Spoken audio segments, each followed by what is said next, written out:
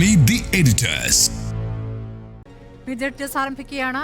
അണപൊട്ടിയ പ്രതിഷേധങ്ങൾക്കാണ് ഇന്നത്തെ പകൽ സംസ്ഥാനം സാക്ഷ്യം വഹിച്ചത്. സിദ്ധാർത്ഥന്റെ മരണത്തിൽ പ്രതിഷേധിച്ച് പൂക്കോട് വെറ്ററിനറി സർവകലാശാലയിലേക്ക് നടന്ന KSU MSF മാർച്ചിൽ വൻ സംഘർഷമുണ്ടായി. ഇടുക്കിയിൽ വീട്ടമ്മയെ കാട്ടാന ചവിട്ടിക്കൊന്നതിൽ കോതമംഗലത്തും നേര്യമംഗലത്തും ജനരോഷമാണ് പൊട്ടി. ശമ്പളം മുടങ്ങിയതിനെതിരെ ധനമന്ത്രിക്കെതിരെ പ്രതിപക്ഷ സർവീസ് സംഘടനകളും ഇന്ന് പ്രതിഷേധിച്ചു.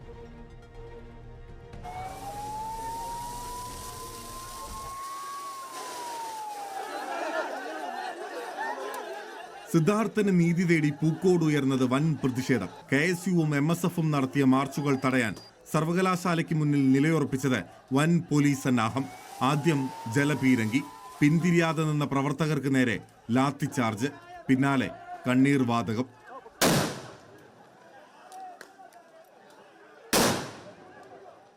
അടങ്ങാത്ത പ്രതിഷേധം ദേശീയപാത ഉപരോധത്തിലുമെത്തി. നേര്യമംഗലത്ത് കാട്ടാനയുടെ ആക്രമണത്തിൽ കൊല്ലപ്പെട്ട ഇന്ദിരയുടെ മൃതദേഹവുമായി കോതമംഗലത്ത് മണിക്കൂറുകളാണ് പ്രതിഷേധമുയർന്നത്. വന്യമൃഗശല്യം കൊണ്ട് പൊറുതിമുട്ടുന്ന മലയോരത്തെ ജനതയുടെ രോഷം അണപൊട്ടി. ജനപ്രതിനിധികൾ നേതൃത്വം നൽകി. ഇന്ദിരയുടെ മൃതദേഹം ബലം പ്രയോഗിച്ചാണ് പോലീസ് പോസ്റ്റ്മോർട്ടത്തിനായി കൊണ്ടുപോയത്. കോൺഗ്രസ് ജനപ്രതിനിധികളെ അറസ്റ്റ് ചെയ്തു മാറ്റി. നേര്യമംഗലത്തും പോലീസും നാട്ടുകാരും തമ്മിൽ ഏറ്റുമുട്ടി. പൂർണ്ണമായി ശമ്പള വിതരണം നടക്കാത്തതിൽ ധനമന്ത്രി KN ബാലഗോപാൽ പ്രതിപക്ഷ സർവീസ് സംഘടനകളുടെ പ്രതിഷേധം അറിഞ്ഞു. ബജറ്റ് തയ്യാറാക്കി ഉദ്യോഗസ്ഥർക്ക് സംഘടിപ്പിച്ച വിരുന്നിൽ പങ്കെടുക്കാൻ മന്ത്രി എത്തിയപ്പോഴായിരുന്നു പ്രതിഷേധം.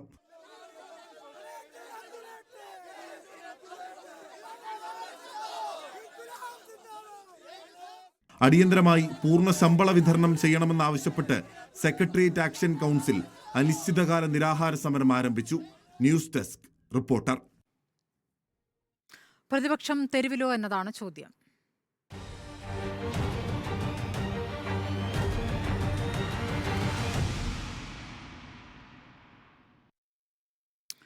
ആദ്യം ഡോക്ടർ അരുണിലേക്കാണ്. ഡോക്ടർ അരുൺ, ഇപ്പോൾ പ്രതിപക്ഷം തെരുവിലോ എന്ന ചോദ്യത്തിലേക്കാണ് നമ്മൾ എത്തുന്നത്. ഇന്നിപ്പോൾ വിവിധ രൂപത്തിലുള്ള സമരങ്ങൾക്ക് സാക്ഷ്യം വഹിക്കുകയായിരുന്നു സംസ്ഥാനം. തീർച്ചയായും ഇതൊരു തെരഞ്ഞെടുപ്പിൻ്റെ സമയമാണ്. ഏതൊരു ചെറിയ വിഷയം പോലും വലിയൊരു രാഷ്ട്രീയ വിഷയമായി പരിണമിച്ചേക്കാവുന്നൊരു രാഷ്ട്രീയ സ്ഥിതിയുണ്ട്. ഇപ്പോൾ പ്രതിപക്ഷം എന്തുകൊണ്ടാണ് തെരുവിലിറങ്ങിയിരിക്കുന്നത്? ഈ മൂന്ന് പ്രധാനപ്പെട്ട വിഷയങ്ങളും വളരെ ഗുരുതരമായ പ്രശ്നങ്ങൾ തന്നെയാണ്. ഈ സർക്കാർ ഇപ്പോൾ ഈ നിമിഷത്തിൽ പ്രതിരോധത്തിലുമാണ്. പൂക്കോടാണ് കാരണം. ഇതിൽ രണ്ടു വിഷയങ്ങൾ നേരിട്ട് ജനങ്ങളുടെ വൈകാരികമായ ഒരു തലത്തെയാണ് ബാധിക്കുന്നതെങ്കിൽ മൂന്നാമത്തേത് സാമ്പത്തിക പ്രതിസന്ധി എന്നുള്ളത് അവരുടെ ജീവിതത്തെ തന്നെ തൊട്ടുഴിഞ്ഞുകൊണ്ടു പോകുന്ന ഒരു പ്രധാനപ്പെട്ട വിഷയമാണ്. അപ്പോൾ ഇങ്ങനെ വൈകാരികമായും സാമ്പത്തികമായും ബാധിക്കുന്ന മൂന്ന് പ്രധാനപ്പെട്ട വിഷയങ്ങൾ തീർച്ചയായും സർക്കാരിനെ പ്രതിരോധത്തിലാക്കുമ്പോൾ പ്രതിപക്ഷം തെരുവിലിറങ്ങുക തന്നെ വേണം എന്നതാണ്. നമ്മൾ ആദ്യ വിഷയത്തിലേക്ക് വന്നാൽ പൂക്കോട് എന്താണ് യഥാർത്ഥത്തിൽ സംഭവിച്ചത് എന്നുള്ളതിൻ്റെ കൂടുതൽ ചിത്രങ്ങൾ ഇപ്പോൾ തിരിഞ്ഞു വരുന്നു. ഈ പ്രതിപക്ഷത്തിൻ്റെ സമരം, ഒപ്പം തന്നെ പ്രതിഷേധങ്ങൾ, നമ്മൾ മാധ്യമപ്രവർത്തകരടക്കമുള്ളവരുടെ തത്സമയ റിപ്പോർട്ടിങ്ങുകൾ, ഇതിനെയൊക്കെ തുടർന്നാണ് ഇപ്പോൾ 18 ദിവസത്തിനു ശേഷം ഒരു തീരുമാനമെടുക്കാൻ ഇപ്പോൾ സർക്കാർ നിർബന്ധിതരായിരിക്കുന്നത്. പോലീസ് തന്നെ ഈ അന്വേഷണത്തിൽ ആദ്യഘട്ടത്തിൽ റാഗിങ്ങുമായി ബന്ധപ്പെട്ട വകുപ്പുകളാണ് ചേർത്തിരിക്കുന്നതെങ്കിൽ ഇപ്പോൾ ഏറ്റവും ഒടുവിൽ വരുന്ന സൂചന പ്രകാരം 120B ഗൂഢാലോചന കുറ്റം കൂടി ചുമത്തിയിരിക്കുന്നു എന്നുള്ളതാണ്. അതിൽ ഉൾപ്പെട്ടിരിക്കുന്ന മുഴുവൻ വിദ്യാർത്ഥികൾക്കും നേരെ ആ ഹോസ്റ്റലിൽ അന്ന് ഇതിന് സാക്ഷ്യം വഹിക്കുകയോ നേരിട്ട് പങ്കാളികളാവുകയോ ചെയ്ത മുഴുവൻ വിദ്യാർത്ഥികൾക്കുമെതിരെ നടപടി വരുന്നു. മർദ്ദിച്ച വിദ്യാർത്ഥികളെ അടുത്ത 3 വർഷത്തേക്ക് പൂർണ്ണമായും ഡീബാർ ചെയ്യുന്നു. എല്ലാ വിദ്യാഭ്യാസ സ്ഥാപനങ്ങളിൽ നിന്നും ഡീബാർ ചെയ്യുന്ന തരത്തിലൊരു ശിക്ഷാവിധി വന്നിരിക്കുന്നു. ഗുരുതരമായ ഒരു വീഴ്ച ഇവിടെ സംഭവിച്ചിട്ടുണ്ട് എന്ന് ബോധ്യപ്പെട്ടതിനെ തുടർന്ന് നാളുകൾക്കു ശേഷം, 3ാമത്തെ ആഴ്ചയാകാൻ പോകുന്നതിന് ശേഷമാണ് ഇതിന് ഉത്തരവാദിത്വപ്പെട്ട ഡീനെതിരെയും അസിസ്റ്റന്റ് വാർഡനെതിരെയും നടപടി ഉണ്ടാകാൻ പോകുന്നത്. നോക്കൂ, ഈ പൂക്കോട് ഈ സംഭവം നടക്കുന്ന സമയത്ത് ആദ്യഘട്ടത്തിൽ നമുക്ക് ലഭിച്ചിരുന്ന വിവരം ഇതൊരു റാഗിംഗ് ആയിരുന്നു എന്നുള്ളതാണ്. പക്ഷേ വളരെ പെട്ടെന്ന് ഇതൊരു റാഗിംഗ് അല്ലെന്നും അതിനൊരു ആൾക്കൂട്ട വിചാരണയുടെ സ്വഭാവമുണ്ടെന്നും നമ്മൾ മനസ്സിലാക്കിയിരുന്നു. ആ ആൾക്കൂട്ട വിചാരണ ബോധപൂർവം അവർ സംഘടിതമായി നടത്തിയതാണ് എന്നതാണ് ഇന്നിപ്പോൾ നമ്മൾക്ക് മനസ്സിലാവുന്ന ഏറ്റവും പ്രധാനപ്പെട്ട കാര്യം. വീട്ടിലേക്ക് ഉത്സവത്തിൽ പങ്കെടുക്കാൻ മടങ്ങിയിരുന്ന ഈ സിദ്ധാർത്ഥനെ എറണാകുളം റെയിൽവേ സ്റ്റേഷനിൽ നിന്ന് തിരിച്ചു വിളിച്ചുകൊണ്ട് വരുന്നതടക്കം അതിനകത്തെ ആസൂത്രിതമായൊരു ഗൂഢാലോചന കാണാൻ സാധിക്കും. അത് തന്നെയാണ് ഇപ്പോൾ പോലീസും അന്വേഷിക്കുന്നത്. ഈ പ്രതിപക്ഷം തെരുവിലിറങ്ങിയതിൻ്റെ ഭാഗമായി കൂടിയാണ് പോലീസിന് ഇത്തരത്തിൽ ഈ 120B ചുമത്തുന്നതടക്കമുള്ള കാര്യങ്ങളിലേക്ക് പോകേണ്ടി വന്നിരിക്കുന്നത്. നമ്മൾക്കാർക്കും തലയുയർത്തി നിൽക്കാൻ പറ്റാത്ത ഒരു വാർത്തയാണ് പൂക്കോട് നിന്നും നമ്മൾ കേട്ടത്. നമ്മൾ സാധാരണ കാപ്പ് പഞ്ചായത്തുകളെ കുറിച്ച് പറയാറുണ്ട്. കേരളത്തിന് പുറത്തുള്ള ഇത്തരത്തിൽ വിചാരണ ചെയ്യപ്പെടുന്ന ആൾക്കൂട്ടങ്ങളെക്കുറിച്ച് പറയാറുണ്ട്. കേരളത്തിൽ തന്നെ നമ്മൾ മധുവിൻ്റെ കാര്യം അനുസ്മരിക്കുകയുണ്ടായി. ഇത്തരം ആൾക്കൂട്ടങ്ങൾക്ക് ഏതെങ്കിലും ഒരു സംഘടനയുടെ പിന്തുണയുണ്ടെങ്കിൽ ആ പിന്തുണ നൽകുന്ന സംഘടനയുടെ രാഷ്ട്രീയ കക്ഷി ഭരിക്കുകയാണെങ്കിൽ എങ്ങനെയായിരിക്കും അന്വേഷണം അട്ടിമറിക്കപ്പെടുക എന്നുള്ളതിന് ഒട്ടേറെ തെളിവുകളുണ്ട്. ഈ കേസിലും സ്ഥലത്തെ മുൻ MLA അടക്കം ഇടപെട്ടിരുന്നു എന്നുള്ളതിനും അദ്ദേഹം മജിസ്ട്രേറ്റിൻ്റെ വസതിയിലേക്ക് അഥവാ കോടതിയിൽ അദ്ദേഹം ഈ സമയത്ത് അവിടെ എത്തിയിരുന്നു എന്നുള്ളതിനും ഈ വിഷയം DVSPയുമായി സംസാരിച്ചു എന്നുള്ളതിനും ഒക്കെ തെളിവുകൾ നമ്മുടെ പക്കലുണ്ട്. അത് അദ്ദേഹത്തിന് ഒടുവിൽ സമ്മതിക്കുന്ന സാഹചര്യവുമുണ്ട്. അതുകൊണ്ട് തന്നെ ഇത് പ്രതിപക്ഷം തെരുവിലേക്ക് ഇറങ്ങിയില്ലായിരുന്നെങ്കിൽ മറ്റൊരു സാധാരണ ആത്മഹത്യാ വിഷയമായി, ഇത് മാധ്യമങ്ങൾ റിപ്പോർട്ട് ചെയ്തില്ലായിരുന്നെങ്കിൽ ഇതൊരു മറ്റൊരു ആത്മഹത്യാ വിഷയമായി നിർദ്ദയം തള്ളപ്പെട്ടു പോകുമായിരുന്നു, നമ്മുടെ കാഴ്ചയിൽ നിന്ന് മറയുമായിരുന്നു. ഇനിയും ഇത്തരത്തിലുള്ള ആളുകൾ ഇത്തരത്തിൽ ഏതെങ്കിലും ഒരു വീഴ്ച ആ വിദ്യാർത്ഥിക്ക് സംഭവിക്കുകയാണെങ്കിൽ നിയമവാഴ്ചയ്ക്കുപരിയായി അവിടെ ഇത്തരം കാപ്പ് പഞ്ചായത്തുകൾ ആ കോളേജിൻ്റെ റൂൾ നമ്പർ 21-ലും 36-ലും ഉണ്ടാകുമായിരുന്നു. ഒരു കാര്യം കൂടി ഞാൻ പറയാം സ്മൃതി, ഇത് പൂക്കോട് വെറ്റിനറി കോളേജിലെ മാത്രം സംഭവമല്ല. ഞാൻ നേരത്തെ സൂചിപ്പിച്ചിരുന്നു യൂണിവേഴ്സിറ്റി കോളേജിൻ്റെ കാര്യമടക്കം, MG കോളേജിൻ്റെ കാര്യമടക്കം. ഇന്നിപ്പോൾ കൊയിലാണ്ടിയിൽ നിന്ന് വന്ന മറ്റൊരു വാർത്ത, കോളേജിനു സമീപത്തെ ഒഴിഞ്ഞുകിടക്കുന്നൊരു വീടാണ് ഇത്തരം ഇടിമുറിയായിട്ട് ഉപയോഗിച്ചിരിക്കുന്നത്, ഒരുതരം കോൺസെൻട്രേഷൻ ക്യാമ്പായി പ്രവർത്തിച്ചിരുന്നത്. ഇതിൻ്റെയൊക്കെ പിന്നിലൊരു ഫാഷിസ്റ്റായിട്ടുള്ള ഒരു മനോഗതിയുണ്ട് എന്നുള്ളത് വ്യക്തമാണ്. ആൾക്കൂട്ടം എന്നുള്ളത്, ഒരു മോബ് എന്നുള്ളത് എപ്പോഴും ഒരു പൊട്ടൻഷ്യലായി വയലൻ്റായ ഒരു ഹേർഡായിട്ട് മാറുന്നുണ്ട്. അപ്പം തൊട്ടുമുന്നിലിരിക്കുന്ന ദുർബലനായ വ്യക്തിയെ ആൾക്കൂട്ടത്തിൻ്റെ ബലത്തിൽ ക്രൂരമായി മർദ്ദിച്ചിരിക്കുന്നു. 19 മുറിവുകളാണ് സിദ്ധാർത്ഥൻ്റെ ശരീരത്തിലുള്ളത് എന്നത് ഓർമ്മിക്കണം. അതിൽ പലതും 1.5 സെൻറ്റിമീറ്റർ നീളത്തിലുള്ള മുറിവുകളാണ്. ബെൽറ്റ് കൊണ്ടും ഈ ഗ്ലൂഗണ്ണിൻ്റെ വയറുകൊണ്ടുമെല്ലാം ക്രൂരമായി മർദ്ദിക്കുമ്പോൾ ഈ വിദ്യാർത്ഥികൾ എന്താണ് ധരിക്കുന്നത്? തങ്ങളിൽപ്പെട്ട ഒരാളെയാണ് മർദ്ദിക്കുന്നത്. അതിൻ്റെ കാരണം എന്തോ ആവട്ടെ, അതൊരു പരാതിയായി വന്നിട്ടുണ്ടെങ്കിൽ പോലും ആ പരാതി ബന്ധപ്പെട്ട സെല്ലുകളിലേക്ക് കൈമാറുന്നതിന് പകരം തങ്ങൾ തീർപ്പ് കൽപ്പിച്ചുകൊള്ളാമെന്നുള്ള ആത്മവിശ്വാസം, അങ്ങനെ തല്ലിയാലും കുഴപ്പമില്ലെന്നുള്ള ആത്മവിശ്വാസം, ഒരു രാത്രി മുഴുവൻ പീഡിപ്പിക്കാനുള്ള ആത്മവിശ്വാസം ലഭിച്ചത് ഞാൻ നേരത്തെ പറഞ്ഞതുപോലെ അതിന് ഒരു ഭരണകക്ഷിയുമായി ബന്ധമുണ്ട് എന്നതിൻ്റെ കൃത്യമായ സൂചന തന്നെയാണ്. അതിലൊരു സംശയവും നമുക്ക് വേണ്ട. അതുകൊണ്ട് പ്രതിപക്ഷം തെരുവിലിറങ്ങിയത് കൊണ്ടാണ്. ഇനിയിപ്പോൾ നാളെ വിദ്യാഭ്യാസം എന്താണ്, അതിനുശേഷം സംസ്ഥാന വ്യാപകമായി ഒരു പ്രതിഷേധാഗ്നി എന്ന ഒരു സമരപരിപാടി UDF ആസൂത്രണം ചെയ്തിട്ടുണ്ട്. തിരഞ്ഞെടുപ്പ് കൂടി സജീവമാകുന്ന ഒരു സാഹചര്യത്തിൽ തീർച്ചയായും തെരുവുകളിൽ ഇതൊരു വലിയ വിഷയമായി തന്നെ ആളിപ്പടരും.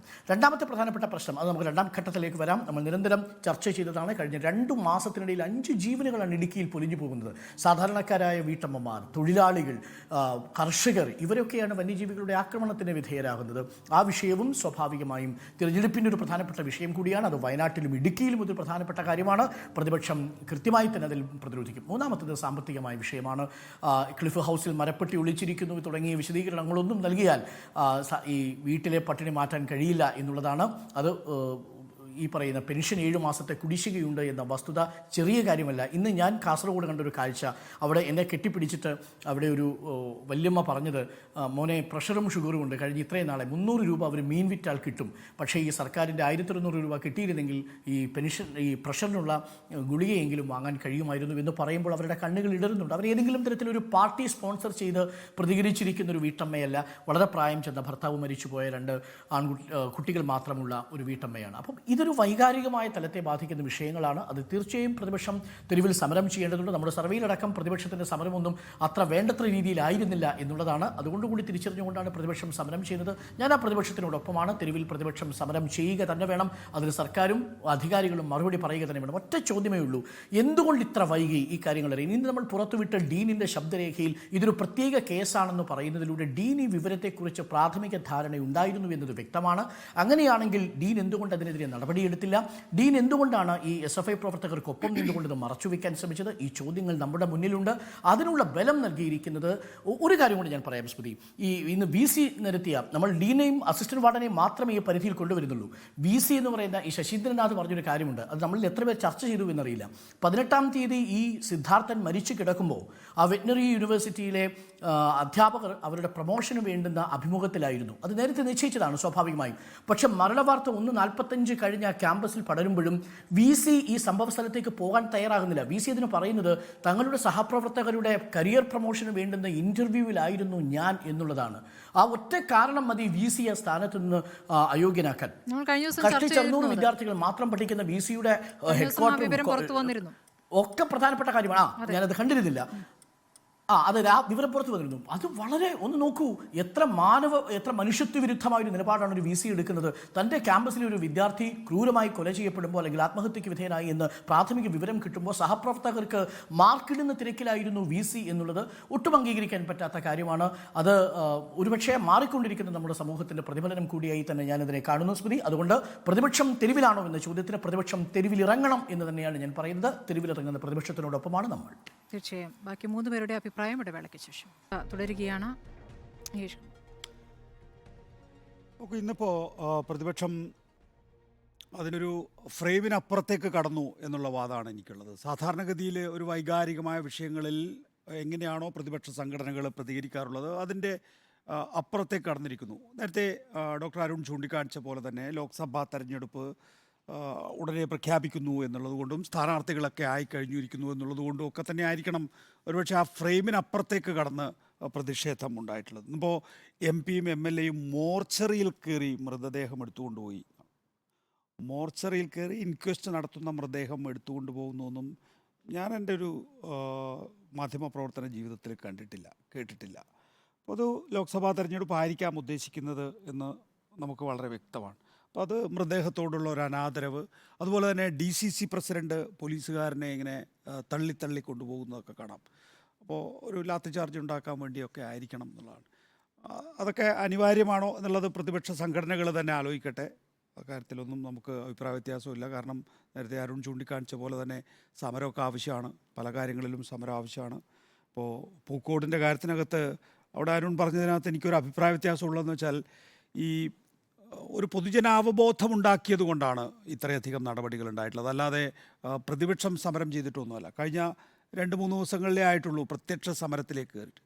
ഇന്നലെയൊക്കെ ആകുമ്പോൾ മിനിയാന്ന് ഞാനിവിടെ ഉണ്ടായിരുന്നു. ആ മിനിയാന്നൊക്കെ ആകുമ്പോഴേക്കുമൊക്കെ എല്ലാ പ്രതികളെയും അറസ്റ്റ് ചെയ്ത് കഴിഞ്ഞിരിക്കുന്നു. ഇന്ന് പ്രതികൾക്കെതിരെ ക്രിമിനൽ ഗൂഢാലോചന കുറ്റം ചുമത്തിയിരിക്കുന്നു. ഡീനെതിരെയും VC-ക്കെതിരെയും നടപടിയായിരിക്കുന്നു. കാര്യത്തിൽ ഇന്നിപ്പോൾ പ്രത്യേകിച്ചൊരു ലാത്തി ചാർജ് ഉണ്ടാക്കണം എന്ന് പോയി പറഞ്ഞ് ഒരു തീരുമാനം എടുക്കുകയാണെങ്കിൽ അത് അവർക്ക് അവരുടേതായിട്ടുള്ള രാഷ്ട്രീയ ലക്ഷ്യങ്ങളുണ്ടാവും. മറ്റൊരു സമരം നമ്മൾ കണ്ടത് ഈ സർക്കാർ ജീവനക്കാരുടെ ശമ്പളവും പെൻഷനും മുടങ്ങിയതുമായി ബന്ധപ്പെട്ടിട്ടുള്ള ജീവനക്കാരുടെ സമരമാണ്.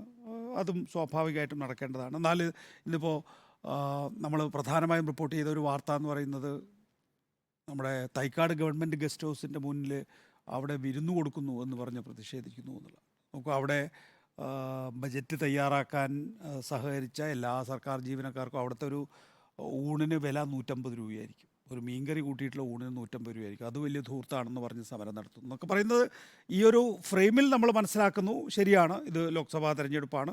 അപ്പോൾ സ്വാഭാവികമായും കുറേ ജലപീരങ്കി വേണം, കുറേ ടിയർ ഗ്യാസ് വേണം, കുറേ ഗ്രനേഡ് വേണം, കുറേ ലാത്തി ചാർജ് വേണം. ആ നിലയിൽ ആ സമരം ആസൂത്രണം ചെയ്തതായിട്ടേ ഞാൻ കാണുന്നുള്ളൂ. ഇതൊന്നും തന്നെയും നിലവിലുള്ള പ്രതിസന്ധിക്ക് ആനുപാതികമായ സമരമല്ല, അതിൻ്റെ അപ്പുറത്തേക്കുള്ള സമരമാണ്. അത് പക്ഷേ മോർച്ചറിയിൽ പോയി ബോഡി എടുത്തു കൊണ്ടുപോകുക എന്നൊക്കെ പറയുമ്പോൾ അത് ആ കുടുംബാംഗങ്ങളുടെ കൂടി വൈകാരികത നമ്മൾ പരിശോധിക്കേണ്ടതാണ്. പ്രത്യേകിച്ച് MP-യും MLA-യും ആകുമ്പോൾ.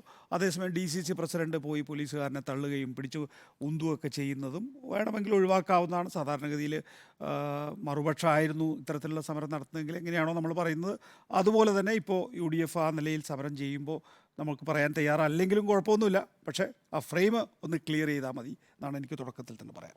ശരി, പ്രതിപക്ഷം തെരുവിലാണ്, തെരുവിലിറങ്ങേണ്ട സമയമാണെന്ന് പ്രതിപക്ഷം തിരിച്ചറിയുന്നു. നേരത്തെ പറഞ്ഞ പോലെ ലോക്സഭാ തെരഞ്ഞെടുപ്പ് വരികയാണല്ലോ. അപ്പോൾ ഈ വിഷയത്തെ സർക്കാർ എങ്ങനെ കൈകാര്യം ചെയ്യുന്നു എന്നതും പ്രധാനമാണ്. നമുക്കറിയാം ഈ ഡീനുമായി ബന്ധപ്പെട്ട് ഈ സിദ്ധാർത്ഥൻ്റെ പിതാവ് തുടക്കം മുതലേ പറയുന്നുണ്ട് ഡീനിന് കൂടി പങ്കുണ്ട്, ഡീനെതിരെ നടപടി വേണമെന്ന്. അപ്പോൾ ആദ്യത്തെ ദിവസങ്ങളിൽ മന്ത്രി ചിഞ്ചുറാണി പറഞ്ഞിരുന്നത് മനുഷ്യസ്നേഹി എന്നാണ് അദ്ദേഹത്തെ വിശേഷിപ്പിച്ചിരുന്നത്. രണ്ടാമത്തെ ദിവസമായപ്പോഴേക്കും പരിശോധിക്കുമെന്ന് പറഞ്ഞു. മൂന്നാമത്തെ ദിവസമായപ്പോഴേക്കും അന്വേഷിക്കാൻ ഉത്തരവിട്ടിട്ടുണ്ടെന്ന് പറഞ്ഞു. ഇന്നലെയും നടപടി ആവശ്യപ്പെട്ടിട്ടുണ്ട് എന്ന് പറഞ്ഞു. ഇപ്പോഴും നടപടിയിലേക്ക് കടക്കുന്നേയുള്ളൂ, ആ നടപടിയിൽ എത്തിയിട്ടില്ല. VC ഇപ്പോൾ വിശദീകരണം ചോദിച്ചിരിക്കുന്നു. VCക്കെതിരെ വളരെ പെട്ടെന്നാണ് ചാൻസലർ കൂടിയായ ഗവർണർ നടപടിയെടുത്തത്. അപ്പോൾ നടപടിയുടെ വേഗം ഒരു പ്രധാനപ്പെട്ട വിഷയം തന്നെയാണ്. എത്രത്തോളം ഈ വിഷയത്തിൽ ന്യായീകരണം ചമയ്ക്കുന്നു എന്നുള്ളതും പ്രധാനപ്പെട്ട വിഷയമാണ്. ഇന്നിപ്പോൾ നമ്മൾ കണ്ടാണ് വെറ്ററിനറി കോളേജിന് യൂണിവേഴ്സിറ്റിക്ക് മുന്നിലേക്ക് നടന്ന സമരം. അത് KSU ഉണ്ട്, MSF ഉണ്ട്. ആ സമരത്തെ എങ്ങനെ കൈകാര്യം ചെയ്തു എന്നതും പ്രധാനപ്പെട്ട വിഷയമാണല്ലോ. അവിടേക്ക് തള്ളിക്കയറാൻ വിദ്യാർത്ഥികൾ ശ്രമിക്കുന്നുണ്ട്. അവരെ മുകളിൽ നിന്ന് ടിയർ ഗ്യാസ് എറിഞ്ഞുകൊണ്ട് ഒരു തവണയല്ല, 2 തവണയല്ല, ആവർത്തിച്ച് തുടർച്ചയായി ടിയർ ഗ്യാസ് പ്രയോഗമാണ്. അതിൽ ശ്വാസം മുട്ടി ഒരു വിദ്യാർത്ഥി KSU പ്രവർത്തകനെ ആശുപത്രിയിലേക്ക് കൊണ്ടുപോയി തലയ്ക്ക് മർദ്ദിക്കുന്ന ദൃശ്യങ്ങൾ, ലാത്തിചാർജ് തലയ്ക്കടിക്കുന്ന ദൃശ്യങ്ങൾ നമ്മൾ കണ്ടതാണ്. തിരിച്ച് അവരും മോശമായിരുന്നില്ല, അവരും വടിയെടുത്തെറിയുന്നുണ്ടായിരുന്നു, കല്ലെറിയുന്നുണ്ടായിരുന്നു. പക്ഷേ ഈ വികാരം ജനം കൂടി ഏറ്റെടുത്ത വികാരമാണ് എന്നൊരു തിരിച്ചറിവിലേക്ക് സർക്കാർ എത്തേണ്ടതുണ്ട്. പ്രതിപക്ഷം തെരുവിൽ എന്തിന് സമരം ചെയ്യുന്നു, ആ സമരം ജനം ഏറ്റെടുക്കുന്നുണ്ടോ എന്നുള്ള കാര്യവും പരിശോധിക്കേണ്ടതുണ്ട്. അപ്പോൾ ആ രൂപത്തിലാണോ പ്രതികരിച്ചിട്ടുള്ളത്? പോലീസിനോട് സംയമനം പാലിക്കാൻ നേരത്തെ ആവശ്യപ്പെട്ട ഘട്ടങ്ങൾ നമ്മൾ കണ്ടിട്ടുള്ളതാണ്. നേരത്തെ സെക്രട്ടേറിയറ്റിന് മുന്നിൽ പ്രതിപക്ഷം നടത്തിയൊരു സമരത്തിൻ്റെ ഘട്ടത്തിൽ വളരെ പോലീസ് സംയമനം പാലിച്ച് നമ്മൾ കണ്ടതാണ്. അന്ന് അതിനുശേഷം അവിടുത്തെ പ്രതിപക്ഷ നേതാവ് അടക്കം ഉള്ളവർക്കെതിരെ കേസെടുത്ത് നമ്മൾ കണ്ടതാണ്. അപ്പോൾ അങ്ങനെ സംയമനം പാലിക്കേണ്ട ഘട്ടങ്ങളിൽ സംയമനം പാലിക്കാൻ അറിയാത്തവരല്ല പോലീസ്. അപ്പോൾ അങ്ങനെ കൃത്യമായൊരു നിർദ്ദേശമുണ്ട് അതിനെ കൈകാര്യം ചെയ്യാൻ. ഇന്നിപ്പോൾ ആ വിഷയത്തിൽ എങ്ങനെയൊക്കെയാണ് സർക്കാർ പ്രതികരിക്കുന്നതെന്നും പ്രധാനമാണല്ലോ. ഇന്ന് സമരവുമായി ബന്ധപ്പെട്ട് അല്ലെങ്കിൽ ഈ SFIക്കെതിരെ നടക്കുന്ന പ്രതികരണങ്ങൾ, ശക്തമായ പ്രതികരണങ്ങൾ, ഇന്നിപ്പോൾ വിവിധ ഇടങ്ങളിലാണ് സമരം നടന്നത്. അവിടെ യൂണിവേഴ്സിറ്റിക്ക് മുന്നിലേക്കുണ്ടായി, അതുകൂടാതെ സെക്രട്ടേറിയറ്റിന് മുന്നിൽ യൂത്ത് കോൺഗ്രസിൻ്റെ പ്രതിഷേധമുണ്ടായി, അവിടെ രാഹുൽ മാങ്കൂട്ടത്തിലെ പ്രതികരണമുണ്ടായി. ഡീനും ഈ ക്രിമിനലുകളായ SFI പ്രവർത്തകരും തമ്മിൽ ചിയേഴ്സ് ബന്ധമാണ് എന്ന് പറഞ്ഞു. അപ്പോൾ നേരത്തെയും ഗവർണർ ഉന്നയിച്ചിട്ടുള്ള വിഷയമാണ്. പലരും ആ കോളേജുമായി ബന്ധപ്പെട്ടവരും പറഞ്ഞിട്ടുള്ള കാര്യമാണ്. ഇവർ ഒരുമിച്ച് മദ്യപിക്കുന്നുണ്ട്. അധ്യാപകർ, ഡീൻ എന്ന് പറഞ്ഞിട്ടില്ല, ചില അധ്യാപകരെങ്കിലും ഇവർക്ക് ഒരുമിച്ച് മദ്യപിക്കുകയും ആ തരത്തിൽ ഇവരുടെ എല്ലാ നടപടികൾക്കും പിന്തുണ നൽകുകയും ചെയ്യുന്ന ചില അധ്യാപകരെങ്കിലും ഉണ്ട് എന്നുള്ള വിമർശനം നേരത്തെ ഉയർന്നിട്ടുള്ളതാണ്. അപ്പോൾ ഇതിലെങ്ങനെയൊക്കെയാണ് പ്രതികരിക്കുന്നത് എന്നുള്ളത് ഞാൻ നേരത്തെ പറഞ്ഞ പോലെ SFIക്കെതിരെ നടക്കുന്നത് പൊളിറ്റിക്കൽ മോബ് ലിഞ്ചിങ് എന്നാണ് മന്ത്രി മുഹമ്മദ് റിയാസ് പറഞ്ഞിരിക്കുന്നത്. ഇപ്പോൾ നടക്കുന്ന സംഭവങ്ങൾ, ഇതിൻ്റെ തുടർച്ചയായി ഇതേ ഘട്ടത്തിൽ തന്നെ കൊയിലാണ്ടിയിൽ നിന്നും കേൾക്കുന്ന വിവരങ്ങൾ, നേരത്തെ നടന്ന സംഭവങ്ങൾ, ഇതൊക്കെ ഈ സമയത്ത് ചർച്ച ചെയ്യുക എന്നുള്ളത് സ്വാഭാവികമായി നടക്കുന്നതാണ്. ഇപ്പോൾ ഈ സംഭവം നടക്കുമ്പോൾ സിദ്ധാർത്ഥിൻ്റെ മരണം നടന്ന ശേഷമുള്ള മറ്റൊരു സംഭവം കൂടിയാണല്ലോ കൊയിലാണ്ടിയിൽ നിന്ന് വരുന്നത്. അപ്പോൾ എന്തുകൊണ്ടാണ് ഈ പലയിടത്തു നിന്നും ഒരേ രൂപത്തിൽ SFIക്കെതിരെ വിമർശനം ഉയരുന്നത്? അതൊന്ന് പരിശോധിക്കേണ്ടേ? ഏതെങ്കിലും രീതിയിൽ പ്രവർത്തനത്തിൽ കുഴപ്പങ്ങളുണ്ടോ എന്ന് പരിശോധിക്കേണ്ടേ? അത് പരിശോധിക്കുമെന്ന രീതിയിൽ മുതിർന്ന നേതാക്കൾ പ്രതികരിക്കേണ്ടേ? അതുണ്ടായിട്ടില്ല. ഇനി രണ്ടാമത്തെ കാര്യം എന്ന് പറയുന്നത്, നമ്മൾ കണ്ട ഈ ആനയുടെ ആക്രമണം, കാട്ടാനയുടെ ആക്രമണം, അത് 2 മാസത്തിനിടെ 5 പേരാണ് അവിടെ തന്നെ കാട്ടാനാക്രമണത്തിൽ ഇടുക്കിയിൽ മരിക്കുന്നത്. അത് ഈ കാഞ്ഞിരവേലി എന്ന പ്രദേശമാണ്. അത് ഇടുക്കിയും എറണാകുളത്തിൻ്റെയും ബോർഡറാണ്.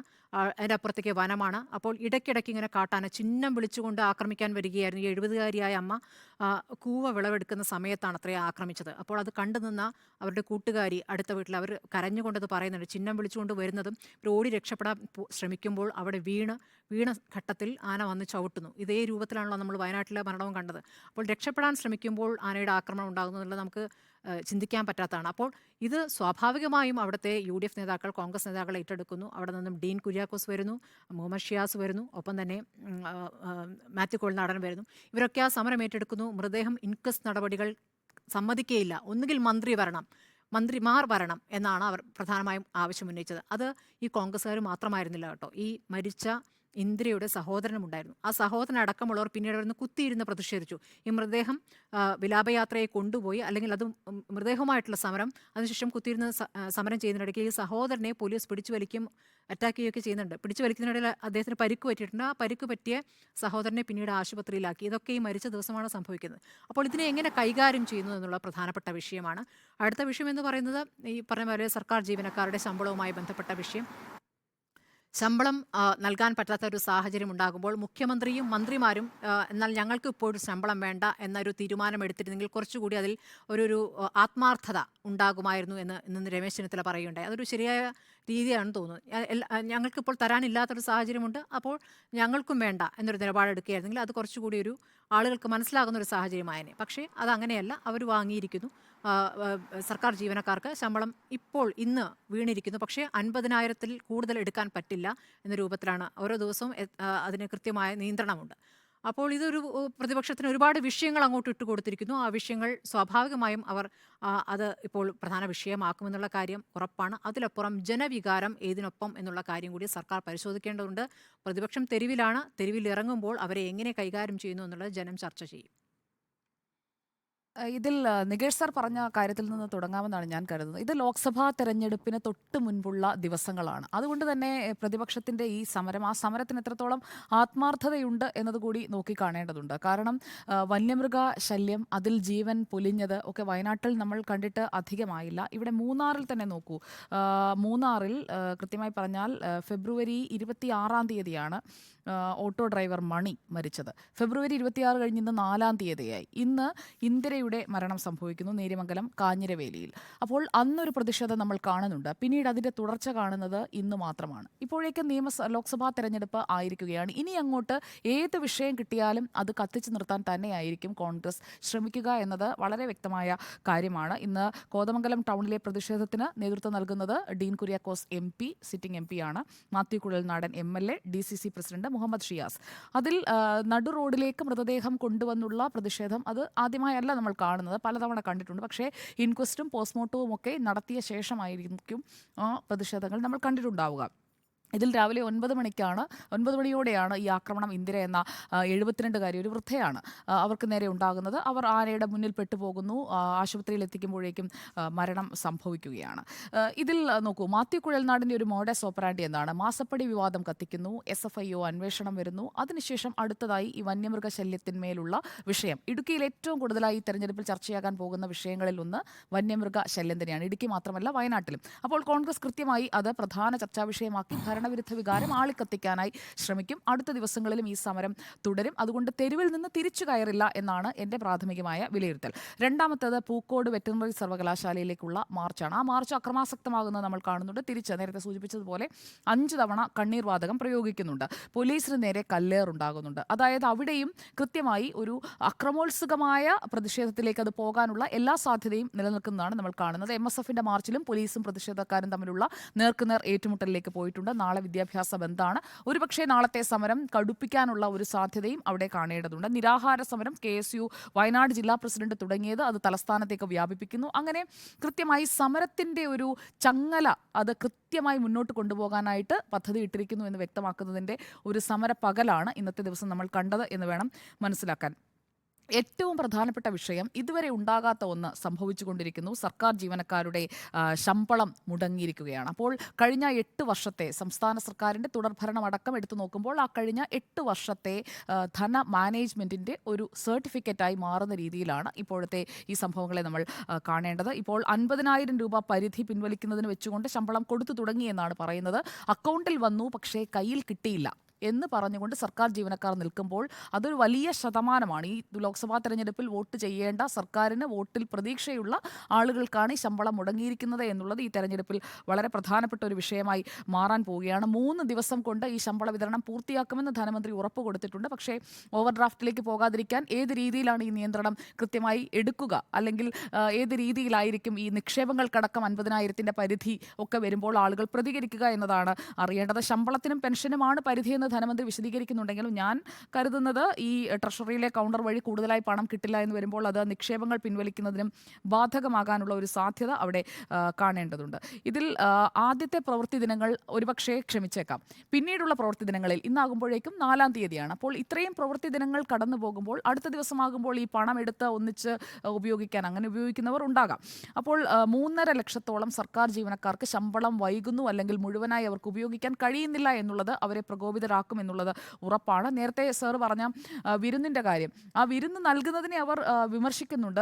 നിങ്ങൾക്ക് പണം നൽകാനില്ലാത്തപ്പോഴാണോ ഇത്, ഞങ്ങൾക്ക് ശമ്പളം നൽകാനില്ലാത്തപ്പോഴാണോ ഇങ്ങനെ കൊടുക്കുന്നത് എന്ന് പറയുന്നുണ്ട്. അങ്ങനെയുള്ള വിരുന്നൊക്കെ അത് സാധാരണയായി ചെയ്തുകൊണ്ടിരിക്കുന്ന കാര്യമാണ്. പക്ഷേ ഇവിടെ ഈ സെക്രട്ടേറിയറ്റ് ആക്ഷൻ കൗൺസിൽ ആവശ്യപ്പെടുന്ന പ്രധാനപ്പെട്ട കാര്യം ഈ പ്രതിസന്ധി നിങ്ങൾ എപ്പോൾ പരിഹരിക്കുമെന്നുള്ള ചോദ്യമാണ്. അപ്പോൾ പ്രതിസന്ധി പരിഹരിക്കുമെന്നുള്ളൊരു മറുപടി ധനമന്ത്രിയുടെ ഭാഗത്തു നിന്ന് വന്നിട്ടില്ല. അപ്പോൾ അതും സർക്കാരിനെതിരായ ഭരണവിരുദ്ധ വികാരം കൂടുതൽ ആളിക്കത്തിക്കുമെന്നുള്ളതിന് ഒരു ഉദാഹരണമായി നമ്മുടെ മുന്നിൽ ഇപ്പോൾ നിൽക്കുകയാണ്. പിന്നെ ഈ പെൻഷൻ തുക കിട്ടിയത് ആർക്കൊക്കെയാണെന്ന് നോക്കിയാൽ ട്രഷറി സേവിങ്സ് ബാങ്ക് TSB ആ അക്കൗണ്ടിലൂടെ ശമ്പളം വാങ്ങുന്ന ഒരു വിഭാഗം ജീവനക്കാർക്ക് ഫെബ്രുവരിയിലെ ശമ്പളം കിട്ടിയിട്ടുണ്ട്. പിന്നെ ട്രഷറിയിൽ നേരിട്ടെത്തി വാങ്ങുന്നവർക്ക് കഴിഞ്ഞ മാസത്തെ പെൻഷൻ തുക അത് കിട്ടിയിട്ടുണ്ട്. പക്ഷേ ETSB ആണ് ഇതിൽ പ്രധാനപ്പെട്ടത്, employees treasury savings account. ETSB വഴി ശമ്പളം വാങ്ങുന്നവർക്ക് കിട്ടിയിട്ടില്ല. അതവർ വലിയ പ്രക്ഷോഭത്തിലേക്ക് പോകാനുള്ള ഒരു സാധ്യത, പ്രത്യേകിച്ചും പ്രതിപക്ഷ സംഘടന സെക്രട്ടേറിയറ്റ് ആക്ഷൻ കൗൺസിൽ അത് വലിയ രീതിയിൽ ആളിക്കത്തിക്കാൻ പോകുന്ന ഒരു സാഹചര്യം തന്നെ ഉണ്ടാക്കുമെന്നാണ് ഞാൻ കരുതുന്നത്. നമ്മൾ ഇതുവരെ കേട്ടിട്ടുള്ളത് എന്താണ്, സംസ്ഥാന ബജറ്റ് പറയുമ്പോൾ അല്ലെങ്കിൽ അതേക്കുറിച്ച് വിലയിരുത്തുമ്പോൾ പറയുന്നത് ബജറ്റിന്റെ കണക്കനുസരിച്ച് വരുമാനത്തിന്റെ 51% ജീവനക്കാർക്കുള്ള ശമ്പളത്തിനും സർവീസിൽ നിന്ന് വിരമിച്ചവർക്കുള്ള പെൻഷന് വേണ്ടിയുമാണ് ചെലവിടുന്നത് എന്നാണ്. അപ്പോൾ 68,282 കോടി രൂപയാണ് 2023-24 സാമ്പത്തിക വർഷത്തിലേക്ക് നീക്കിവെച്ചിരുന്നത്. ഇപ്പോൾ പ്രതീക്ഷിത ചെലവ് 1.76 ലക്ഷം കോടി. അങ്ങനെയാണെങ്കിൽ അതിൻ്റെ ഒരു അറൗണ്ട് 40% വരും ഇത്. അപ്പോൾ 100 രൂപയിൽ 40 രൂപ ശമ്പളത്തിനും പെൻഷനും വേണ്ടി ചെലവിടുന്നു, അതുകൊണ്ടാണ് നമുക്ക് ഈ പ്രതിസന്ധി പരിഹരിക്കാൻ കഴിയാത്തത് എന്ന് പറഞ്ഞിട്ട് ആ 100 രൂപയിലെ 40 രൂപ പോലും കൊടുക്കാനില്ലെങ്കിൽ പിന്നെ സർക്കാരിൻ്റെ എന്ത് ധന മാനേജ്മെൻ്റ് ആണ് എന്ന് ചോദിക്കുമ്പോൾ ആ ചോദ്യം ചോദിക്കുന്ന പ്രതിപക്ഷത്തിനൊപ്പം ജനം നിൽക്കും. അത് ഈ തെരഞ്ഞെടുപ്പിൽ അവർക്ക് അഡ്വാൻറ്റേജ് മാറും. അത് കോൺഗ്രസിനായാലും BJPക്കായാലും ഈ സർക്കാർ ജീവനക്കാരുടെ ശമ്പളം വൈകിയത് ഒരു വലിയ വിഷയമാകും. മറ്റേത് രണ്ട് നടന്നുകൊണ്ടിരിക്കുന്ന സമകാലിക സംഭവങ്ങൾ എടുത്തുള്ള പ്രതിഷേധം എന്ന രീതിയിലാണ് ഞാൻ കാണുന്നത്. പക്ഷേ ഈ ശമ്പളം മുടങ്ങിയതാണ് യഥാർത്ഥത്തിൽ സർക്കാരിനെ കുഴപ്പത്തിലാക്കാൻ പോകുന്നത്. പ്രതിപക്ഷം തെരുവിൽ തന്നെ തുടരും എന്നാണ് എൻ്റെ അഭിപ്രായം. കൂടുതൽ പറയാനുണ്ടോ? അല്ല, എനിക്ക് അതിനകത്തൊരു തമാശ തോന്നിയത്, മുഖ്യമന്ത്രിയും മന്ത്രിമാരും ശമ്പളം വാങ്ങി ബാക്കിയുള്ളവർക്ക് ശമ്പളം കിട്ടിയിട്ട് ഞങ്ങളുടെ ശമ്പളം മതി എന്ന് പറഞ്ഞിരുന്നെങ്കിൽ കുറച്ചുകൂടി സുതാര്യത ഉണ്ടാകുമായിരുന്നു എന്ന് രമേശ് ചെന്നിത്തല ഉദ്ധരിച്ച് സ്മൃതി പറഞ്ഞതിൻ്റെ ഒരു തമാശ. ഞങ്ങൾക്ക് ആദ്യം ശമ്പളോട് സർക്കാർ ഉദ്യോഗസ്ഥന്മാർക്ക് പിന്നെ കൊടുത്താൽ മതി എന്ന് മുഖ്യമന്ത്രിയും മന്ത്രിമാരും പറഞ്ഞതാണെന്നാണല്ലോ അതിൻ്റെ ധ്വനി. അങ്ങനെയല്ല ധ്വനി. പിന്നെ എങ്ങനെയാ ധ്വനി? ഒരു പ്രതിസന്ധി ഉണ്ടെന്നുള്ളത് മുഖ്യമന്ത്രിക്ക് നേരത്തെ അറിയുമല്ലോ. അപ്പം നമുക്ക് ഇപ്പോൾ വേണ്ടാന്ന് തീരുമാനം എടുക്കാം. നല്ല തമാശയാണോ? അത്ര തമാശയായിട്ട് എനിക്ക് തോന്നില്ല. എനിക്കങ്ങനെ തോന്നിയില്ല. എനിക്കത് നമ്മുടെ ഒരു ദയനീയാവസ്ഥയാണ്. നമ്മളൊരു എഡിറ്റോറിയൽ ബോർഡിലുള്ള 5 പേര് ചർച്ച ചെയ്ത തെറ്റിദ്ധാരണയാണ്. എന്താണ്? അല്ല, നമ്മുടെ ഒരു തെറ്റിദ്ധാരണയാണ് നികേഷ് കുമാർ. അതിനകത്ത് എനിക്കൊന്ന് സ്മൃതി, അങ്ങനെയല്ല യഥാർത്ഥത്തിൽ ശമ്പളം വരുന്നത്. ശമ്പളം ട്രഷറിയിലേക്കാണല്ലോ എല്ലാ ശമ്പളവും തോമസ് ഐസക്കിൻ്റെ കാലം മുതൽ വരുന്നത്. ആദ്യം ട്രഷറി സേവിങ്സ് ബാങ്കിൽ വരും. അവിടെ നിന്ന് ഓട്ടോമാറ്റിക്കായിട്ട് നമ്മുടെയൊക്കെ ബാങ്കുകളിലേക്ക് വരിക എന്നതാണ് ഇവിടുത്തെ ഒരു രീതി. പക്ഷേ ചില ആളുകൾ ട്രഷറി സേവിങ്സ് ബാങ്കിൽ തന്നെ പണം ഇടും.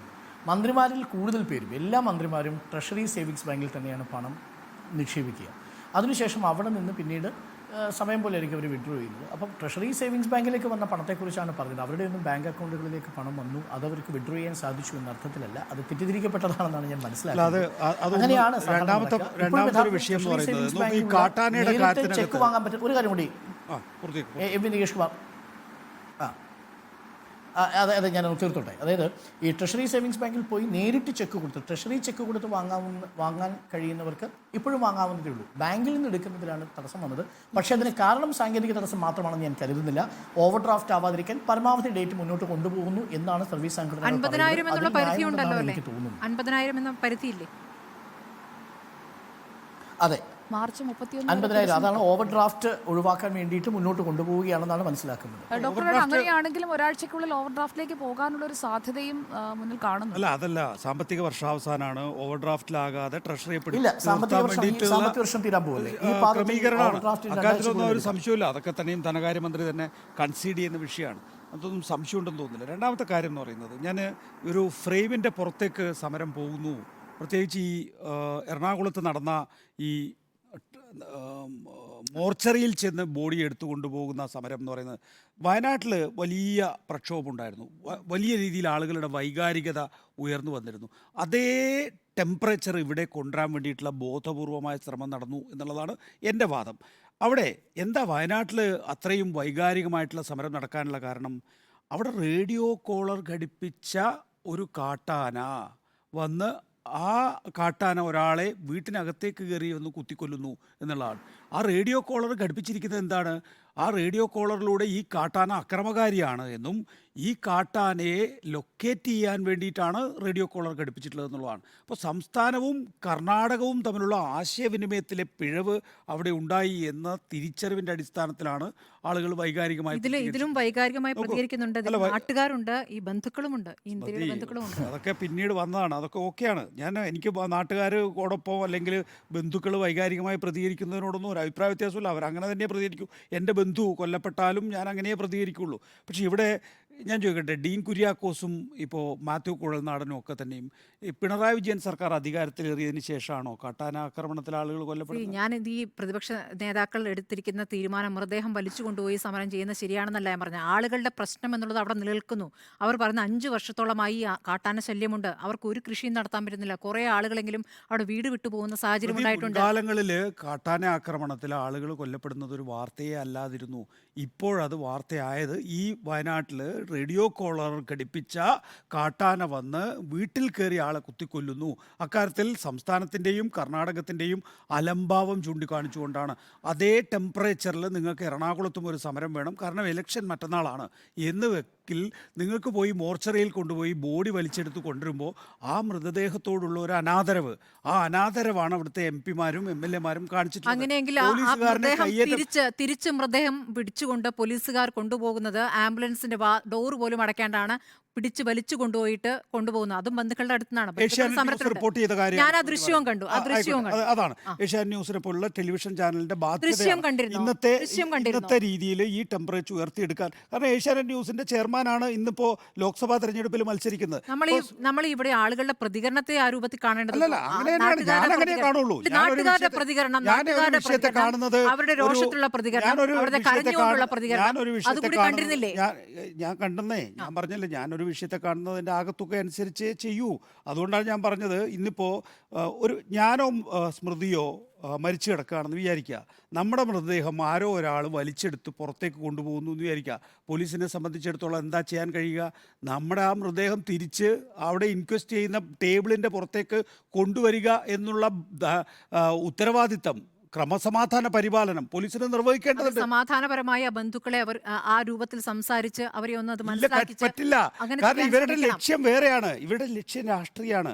ആ രാഷ്ട്രീയ ലക്ഷ്യം വെച്ച് ഒരു 2-3 ജനപ്രതിനിധികൾ ഈ പറയുന്ന ആൾക്കാരെയും കൂട്ടി ഈ രീതിയിൽ ക്രമസമാധാന പ്രശ്നം ഉണ്ടാക്കുമ്പോൾ പോലീസിനെ സംബന്ധിച്ചിടത്തോളം ബലം പ്രയോഗിക്കേണ്ടി വരും. പോലീസ് ബലം പ്രയോഗിക്കുമ്പോൾ എന്താ ഒരു DCC പ്രസിഡന്റ് ചെയ്യുന്നത്? പോലീസിനെ തുടർച്ചയായി മർദ്ദിക്കുന്നത്. അത് നിങ്ങൾ ഏഷ്യാനെറ്റ് ന്യൂസിൽ കണ്ടിട്ടില്ലേ? അത് നിങ്ങൾ മനോരമ ന്യൂസിൽ കണ്ടിട്ടില്ലേ?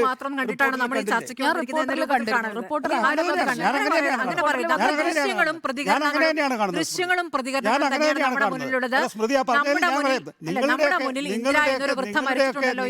വൈകാരികത വെറും രാഷ്ട്രീയത്തിന്റെ അടിസ്ഥാനത്തിലായതുകൊണ്ട് എനിക്ക് അങ്ങനെ പറയരുത്. രാഷ്ട്രീയത്തിന്റെ അടിസ്ഥാനത്തിലാണ് വൈകാരികത ഇല്ലാതെ എം വി നികേഷ്കുമാർ പെരുമാറുന്നത്. എനിക്ക് വൈകാരികതയുണ്ട്. എനിക്ക് വൈകാരികത അല്ല, എന്റെ വൈകാരികത എന്ന് പറയുന്ന ആ വിഷയത്തിൽ അധിഷ്ഠിതമായ വൈകാരികത. അതായത് പറയുന്നത് പ്രതിപക്ഷം നടത്തുന്ന ഒരു സമരവും ആവശ്യത്തിനുള്ള സമരമല്ല.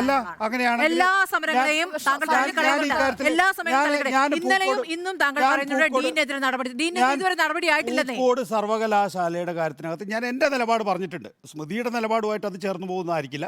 എന്റെ നിലപാട് ഞാൻ പറഞ്ഞിട്ടുണ്ട്. പക്ഷേ അതിന് അളവിനനുസരിച്ചല്ല കാര്യങ്ങൾ എന്ന് പറയുമ്പോൾ എന്നെ സംബന്ധിച്ചിടത്തോളം അളവിൽ കുറഞ്ഞ അളവിന്റെ ആധിക്യം എന്താണ് എന്ന് സംബന്ധിച്ച്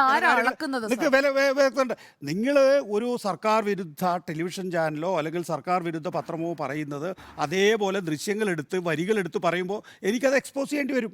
അത്രേ ഉള്ളൂ. ശരിയായ പ്രയോഗമല്ല. ഞങ്ങൾ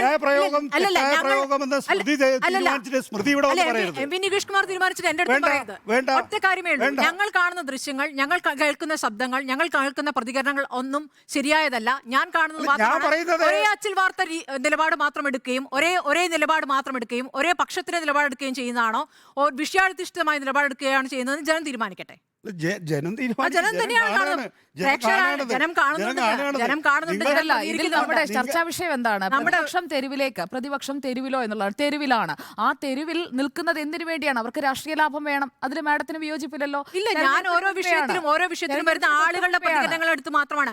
നേതാക്കളുടെ പ്രതികരണം ഞാൻ കൂട്ടിയാറാണ്. നേതാക്കൾ പറഞ്ഞു അല്ല, എന്നല്ലേ അതാ പറഞ്ഞത്. രാഷ്ട്രീയ നേതാക്കൾ പറഞ്ഞു എന്നാണ് പറഞ്ഞത്. നേതാക്കൾ പറഞ്ഞു എന്നാണ് ഞാൻ പറഞ്ഞത്. രമേശ് ചെന്നിത്തല രമേശ് ചെന്നിത്തല പറഞ്ഞ മാത്രമല്ലല്ലോ ഞാൻ പറഞ്ഞത്. മുഹമ്മദ് റിയാസ് പറഞ്ഞത് കൂടി ഞാൻ പറഞ്ഞില്ലേ? അതിനെക്കുറിച്ച് എന്താണ് അഭിപ്രായം? രമേശ് ചെന്നിത്തല പറഞ്ഞ കാര്യം വളരെ ആധികാരികമായി സ്മൃതി പരുത്തിക്കാട് അവതരിപ്പിക്കുന്നത്. ഞാൻ ആധികാരികമായി എന്ന് പറഞ്ഞില്ല. അദ്ദേഹം അത് പറഞ്ഞു.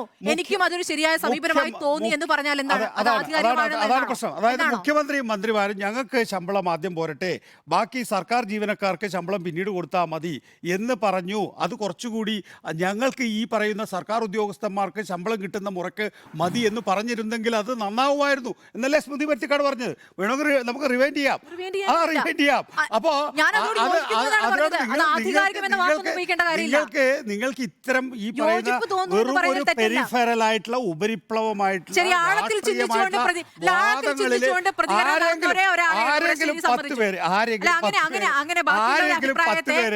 ആരെങ്കിലും 10 പേരെ സ്വാധീനിക്കാൻ കഴിയുമെങ്കിൽ കഴിഞ്ഞോട്ടെ. ശരിയായ സമീപനമല്ല. അവനവന്റെ അഭിപ്രായം പറയാം, ഞാൻ എന്റെ അഭിപ്രായം പറയുന്നു.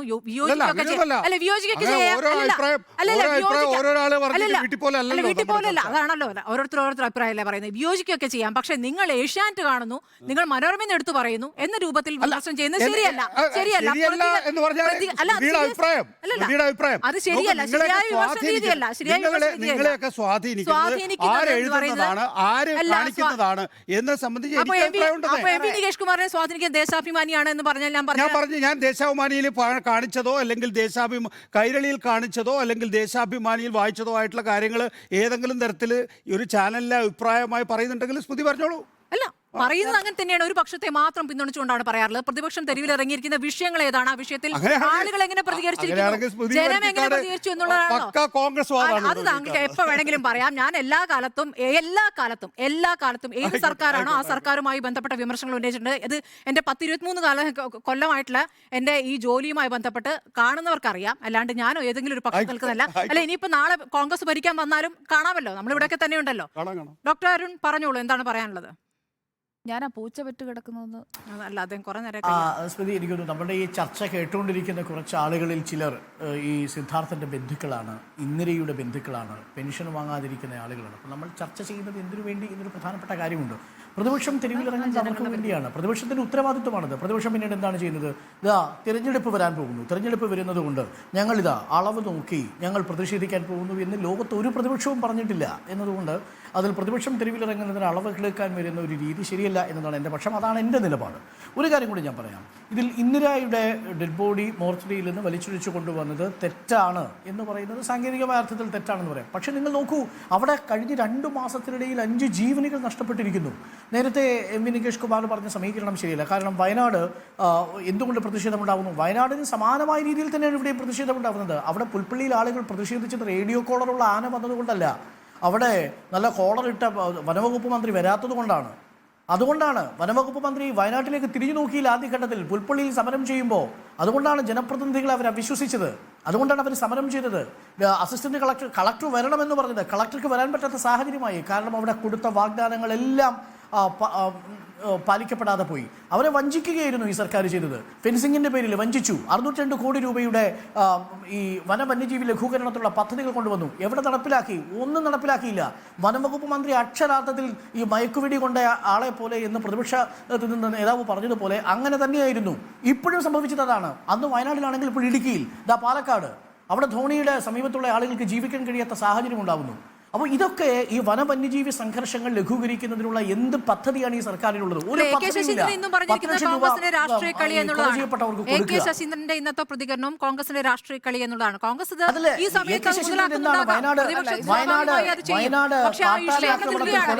കാട്ടാന ആക്രമണത്തിൽ അല്ല, മാത്രമല്ല കാട്ടാൻ ആക്രമണത്തിൽ വയനാട് ഒരു കർഷകൻ കൊല ചെയ്യപ്പെടുമ്പോൾ ആദ്യം പറഞ്ഞ സ്റ്റേറ്റ്മെന്റ് എന്താ? വന്യജീവികൾ കാട്ടിൽ ജീവിക്കുന്നവരാണ്, അവർ നാട്ടിൽ വരുന്നു, അതിലെന്താണ് ഇത്ര വലിയ പ്രധാനപ്പെട്ട കാര്യമെന്നാണ്. നോക്കൂ, ഇത്രയധികം ഇൻസെൻസിറ്റീവായിട്ട് ഈ വിഷയത്തെ സമീപിക്കുന്ന വനംവകുപ്പ് മന്ത്രി നമ്മുടെ മുന്നിൽ ഇവിടെ എണ്ണം പെരുകുന്നു എന്ന യാഥാർത്ഥ്യമുണ്ട്. ഇത് ഉമ്മൻചാണ്ടിയുടെ കാലത്ത് ആന വരുന്നത് കുറവായിരുന്നു, ഇപ്പോൾ പിണറായി വിജയന്റെ കാലത്ത് ആന വരുന്നു കൂടുന്നു എന്ന രൂപത്തിലല്ല നമ്മൾ ഇതിനെ കാണുന്നത്. ആനകളുടെ എണ്ണം പെരുകിയിട്ടുണ്ട്, കാട്ടുമൃഗങ്ങളുടെ ഈ തരത്തിൽ കടുവകളുടെ എണ്ണം കൂടിയിട്ടുണ്ട്. അവ നാട്ടിലേക്ക് വരുന്നു എന്നൊരു യാഥാർത്ഥ്യം വയനാട്ടിൽ ഈ പറയുന്ന തണ്ണീർക്കൊമ്പനും വയനാട്ടിൽ ഈ പറയുന്ന തണ്ണീർക്കൊമ്പനും ഈ പറയുന്ന റേഡിയോ കോളർ ഘടിപ്പിച്ച ആനയും ഒക്കെ വരുന്നതിനേക്കാൾ എണ്ണത്തിൽ കുറവാണ് വനംവകുപ്പ് മന്ത്രിയുടെ സന്ദർശനം. വനംവകുപ്പ് മന്ത്രി വരുന്നതിൻ്റെ ഇരട്ടിയിലധികം ഈ കാട്ടാന ഇറങ്ങി നാട്ടിൽ വരുന്നുണ്ട്. അതാണ് അവിടെ മനസ്സിലാക്കുന്നത്. അത് കർഷകരെ സംബന്ധിച്ചിടത്തോളം അവരെ ചേർത്ത് പിടിക്കാൻ സർക്കാരില്ല എന്ന തോന്നലുണ്ടാക്കുമ്പോൾ പ്രതിപക്ഷം നയിക്കുന്ന വഴിയിലൂടെ അവർ പോകും. അങ്ങനെയാണല്ലോ ഭരണമാറ്റങ്ങൾ ഉണ്ടാവുന്നത്. അതുകൊണ്ട് വയനാട്ടിൽ ഈ സിദ്ധാർത്ഥന്റെ കാര്യത്തിലാണെങ്കിലും ശരി, ആനയുടെ കാര്യത്തിലാണെങ്കിലും ശരി, പ്രതിപക്ഷം ഉയർത്തുന്നതിന് കാരണമുണ്ട് എന്ന് തന്നെയാണ് ഞാൻ പറയുന്നത്. സാമ്പത്തിക പ്രതിസന്ധി മറ്റൊരു വിഷയമാണ്, അതിൽ കേന്ദ്രത്തിന്റെ വിഹിതമടക്കമുള്ള വിഷയങ്ങളുണ്ട്. അത് നമ്മൾ വിശാലമായി ചർച്ച ചെയ്ത വിഷയമാണ് എന്നതാണ് ഈ വിഷയത്തിലെ എൻ്റെ നിലപാട്. ഒരു കാര്യം കൂടി, അതായത് കോൺഗ്രസിന്റെ ഇടുക്കിയിലെ എം പി ഡീൻ കുര്യാക്കോസ് കാണിക്കുന്ന ഈ ഉത്സാഹമൊന്നും വയനാട്ടിലെ എം പി കാണിക്കുന്നില്ലല്ലോ.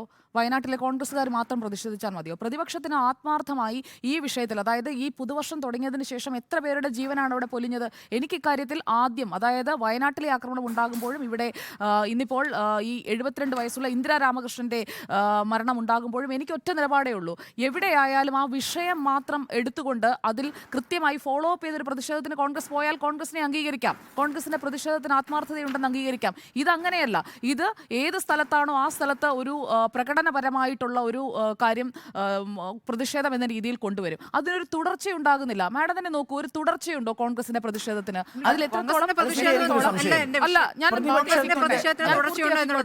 അവർ നല്ല രീതിയിൽ തന്നെ സമരം ചെയ്യുന്നു എന്നൊന്നും ഞാൻ പറയുന്നില്ല. ഞാൻ പറഞ്ഞതാണ് പ്രതിപക്ഷം തെരുവിലാണ്. ആ വിഷയങ്ങളൊക്കെ പ്രധാനപ്പെട്ട വിഷയം പ്രധാനപ്പെട്ടതാണെന്നുള്ളതിൽ ഒരെതിരഭിപ്രായവുമില്ല. പക്ഷേ അതിൽ എത്രത്തോളം ആത്മാർത്ഥതയുണ്ട് എന്നതുകൂടി ജനം തിരിച്ചറിയേണ്ടതുണ്ട്. കാരണം വയനാട്ടിൽ ഈ പറയുന്ന സിദ്ധാർത്ഥന്റെ മരണം ഉണ്ടായിട്ടും ആ കാര്യത്തിൽ എം പി ഇടപെട്ട് പറഞ്ഞത് എന്താണ്?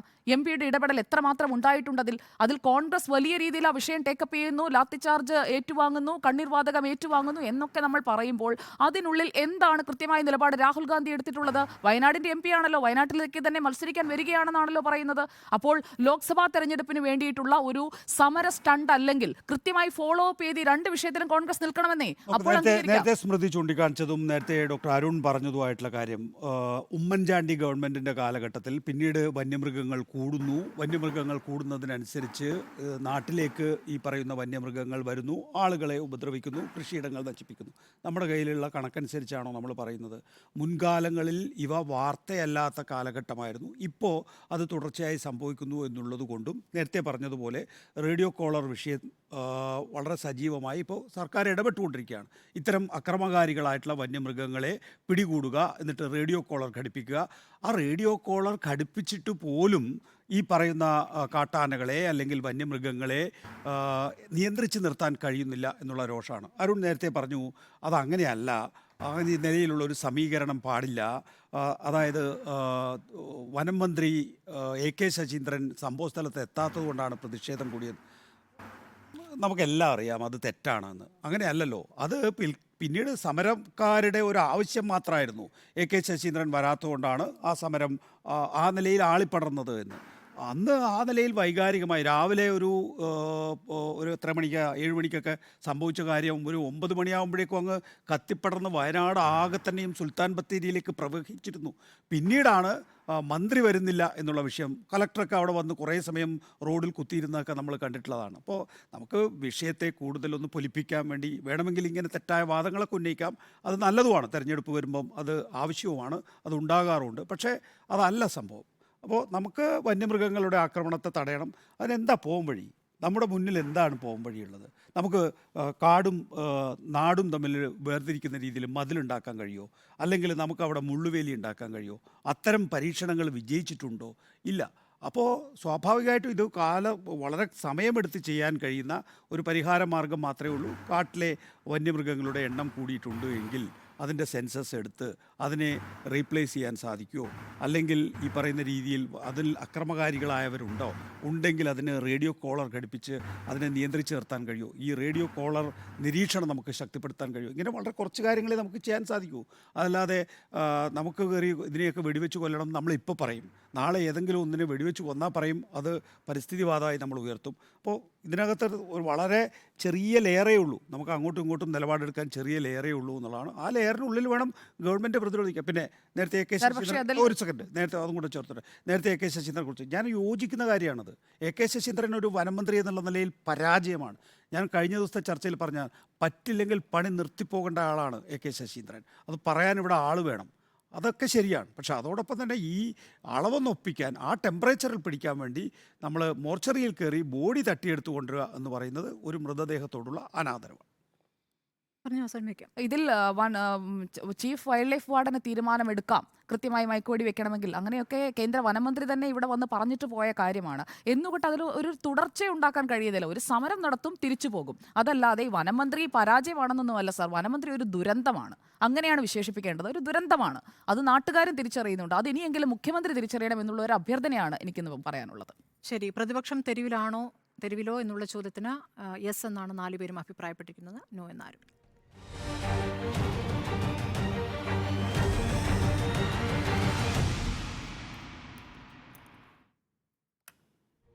മീറ്റ് എഡിറ്റേഴ്സിന് നാളെ. നമസ്കാരം. Good night.